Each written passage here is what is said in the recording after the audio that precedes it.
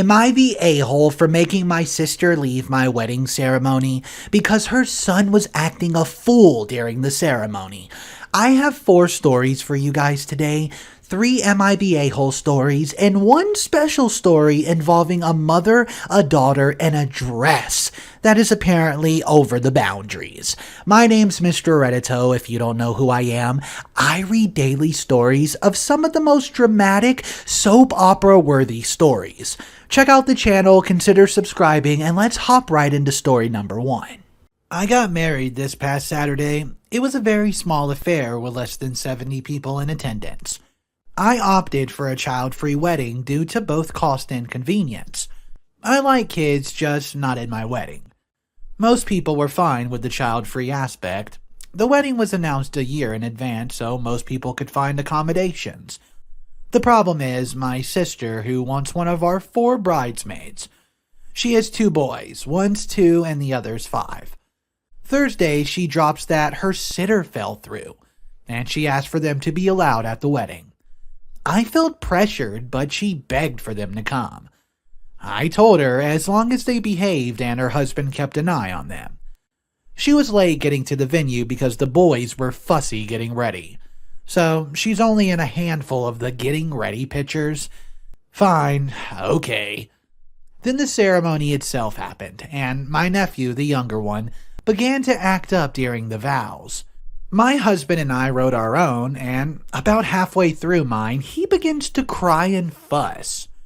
My brother-in-law grabbed him and very awkwardly made his way out, with my older nephew behind telling his brother to shh. I had to restart my vows twice due to the disruption. I was already so nervous.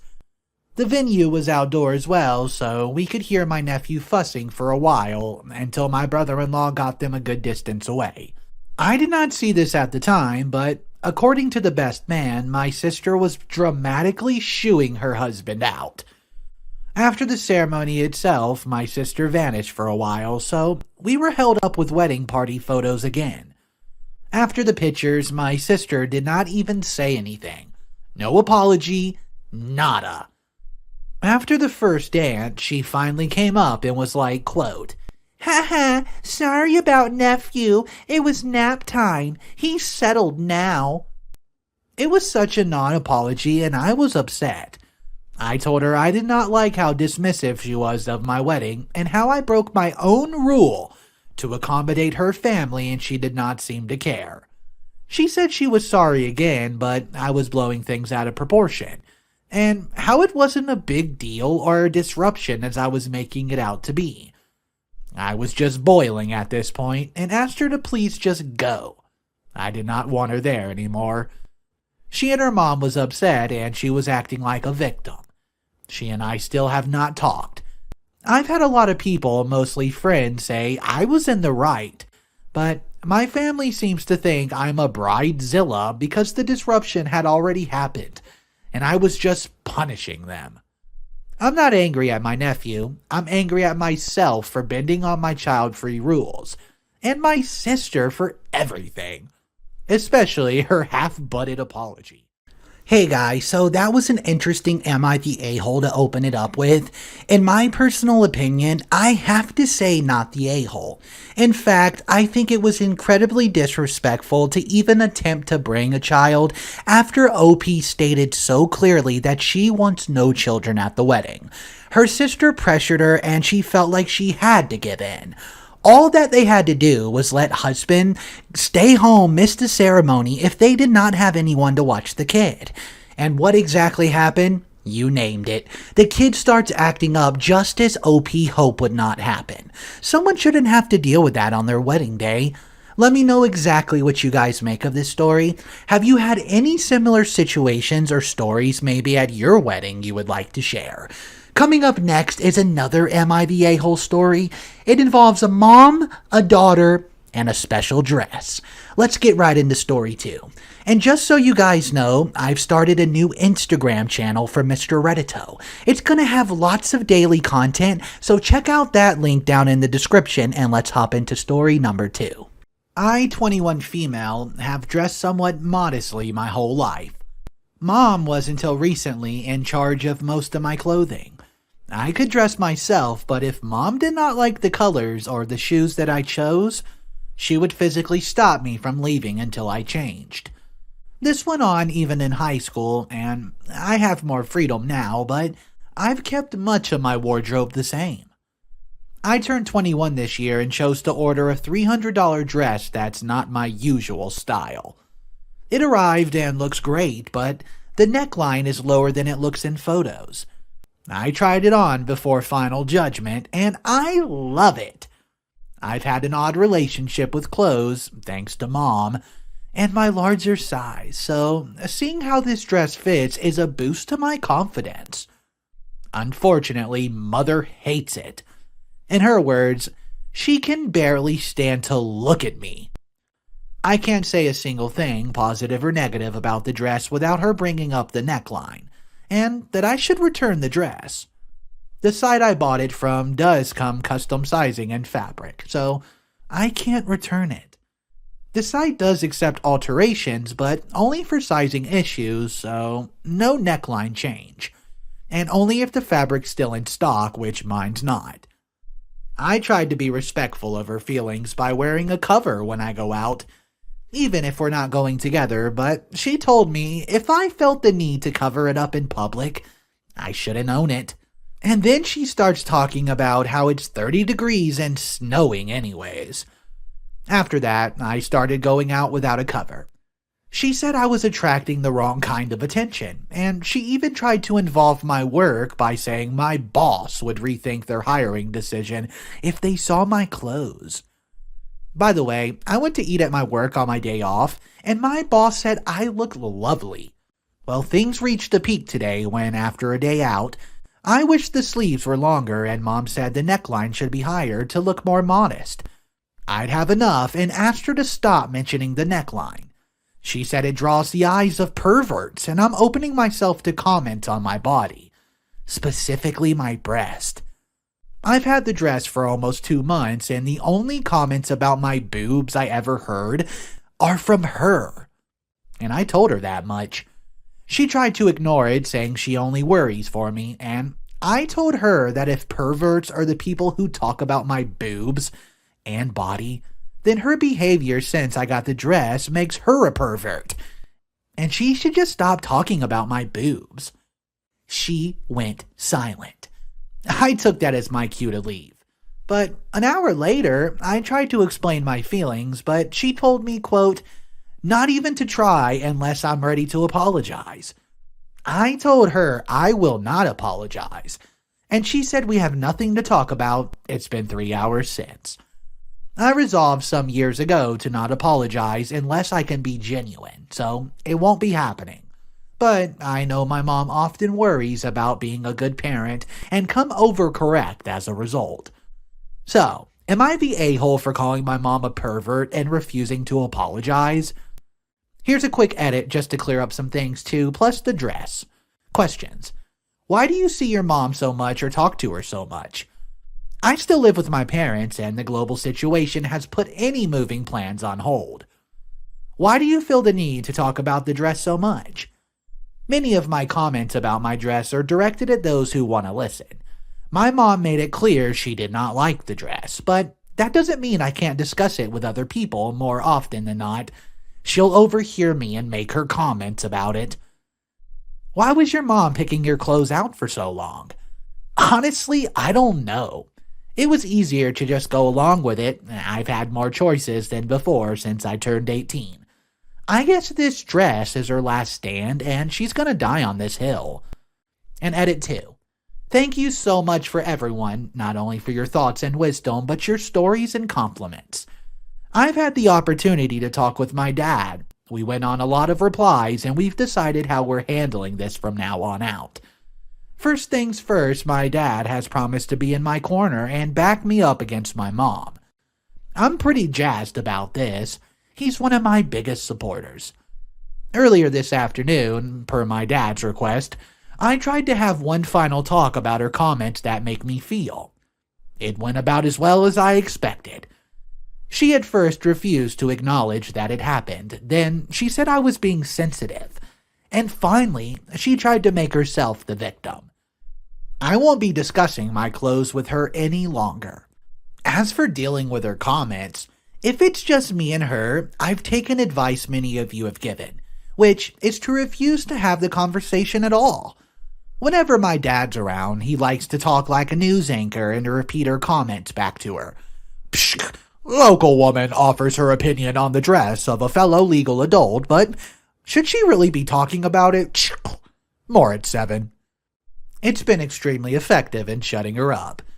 I know that this is likely not to end this, but it's nice to have things begin to get better. So this was such a toxic situation to be in this story.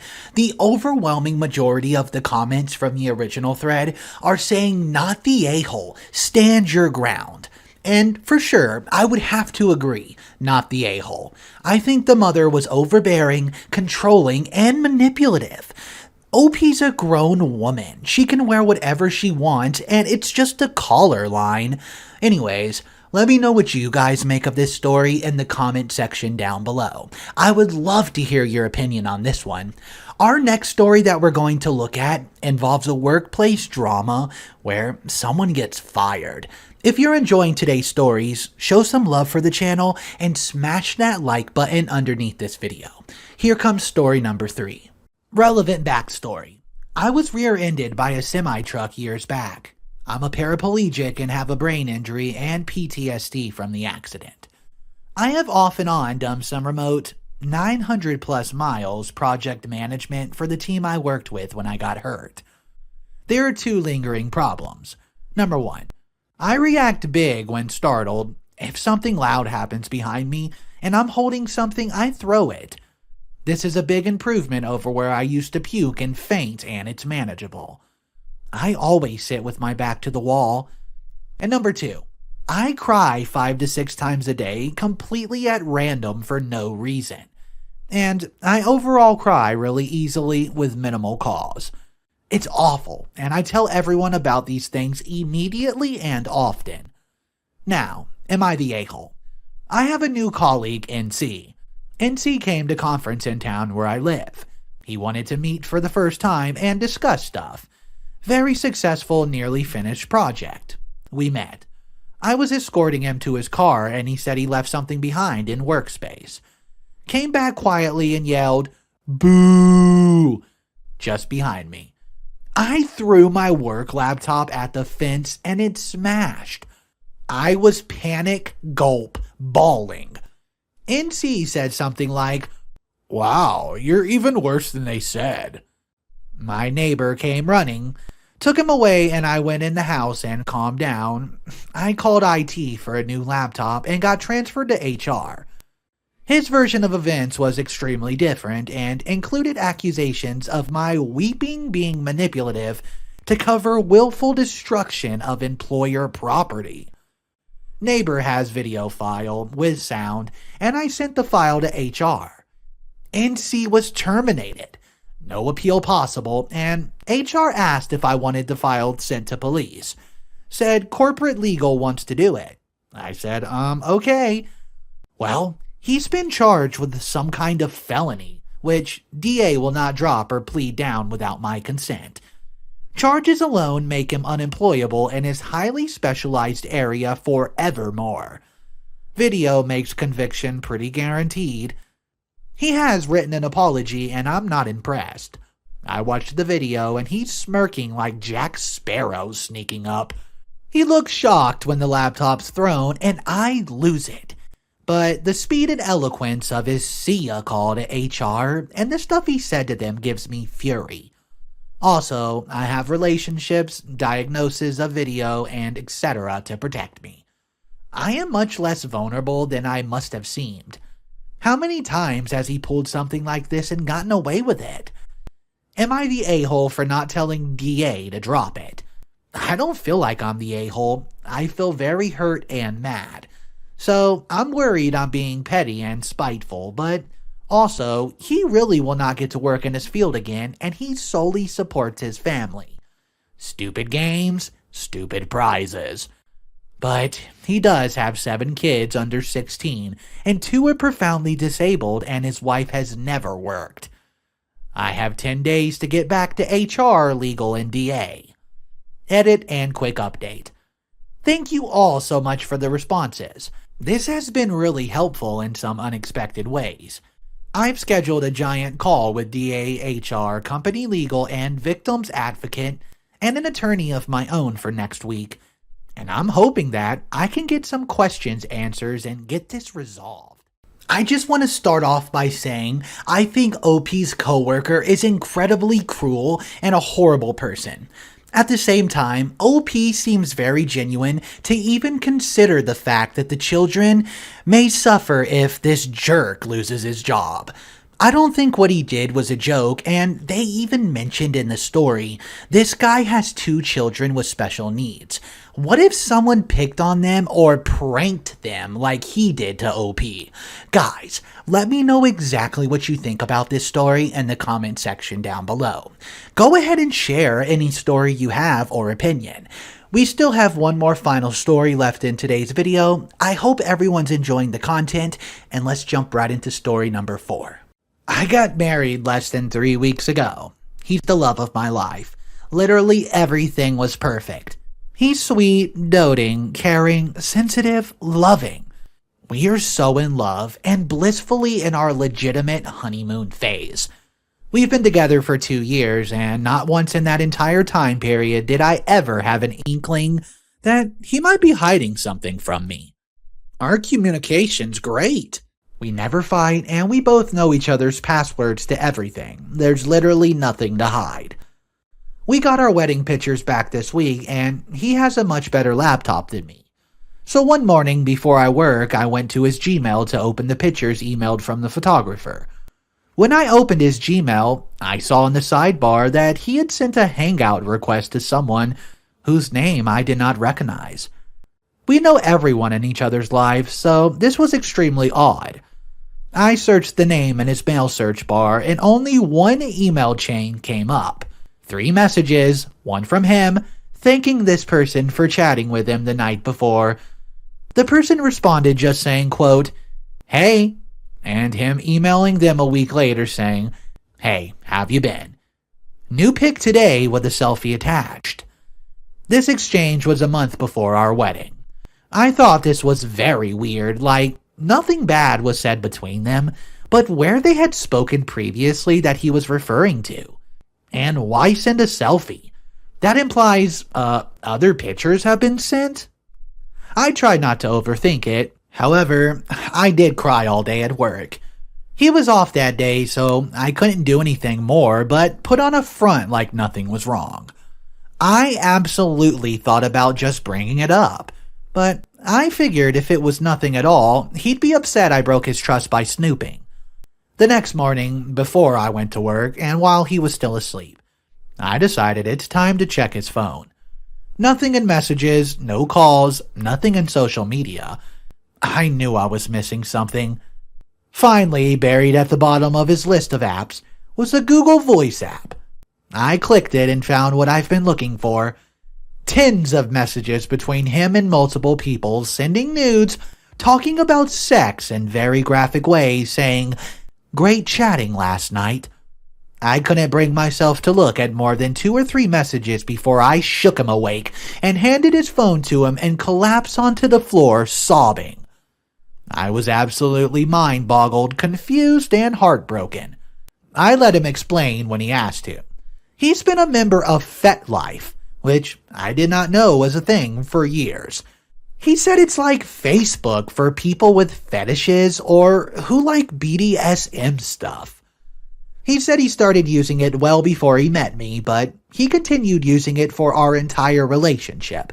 He said his use on the website, quote, comes in spurts, and he can and has gone months at a time without even getting on. He has difficult sleep patterns which sometimes lead to insomnia bouts, and he said that when this happens, his demons come out, so to speak.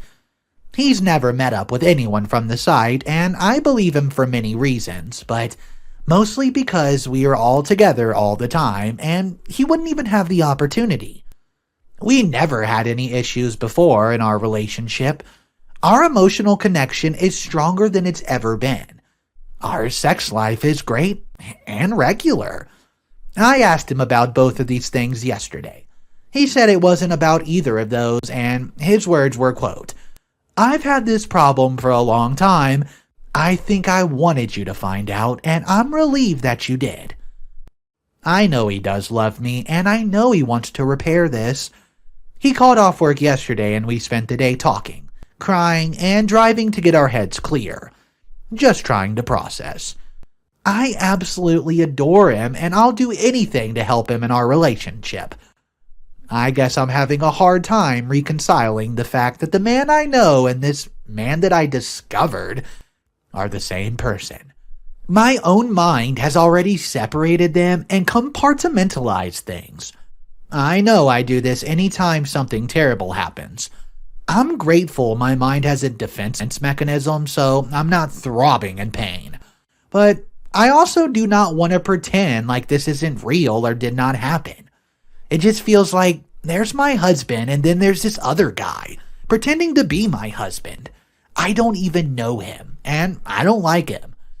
This is so insanely out of character that my mind refuses to even acknowledge that it could be the same person. I don't know where to go from here. He wants to try everything. Therapy, schedule, and lifestyle changes. Delete everything, only after asking me if I wanted to see everything or not. He says he wants to be held accountable and he's scared of losing me. I'm scared too, and I will absolutely do anything to help. Mentally, I'm lost. I don't know how to feel, what to say, what to think. I'm mad at myself for being so naive, and I'm mad at myself for not even considering leaving. He is the love of my life, and I'll do anything and work through it. I know he wants to change and wants to fix. I do too. I just don't even know where to begin.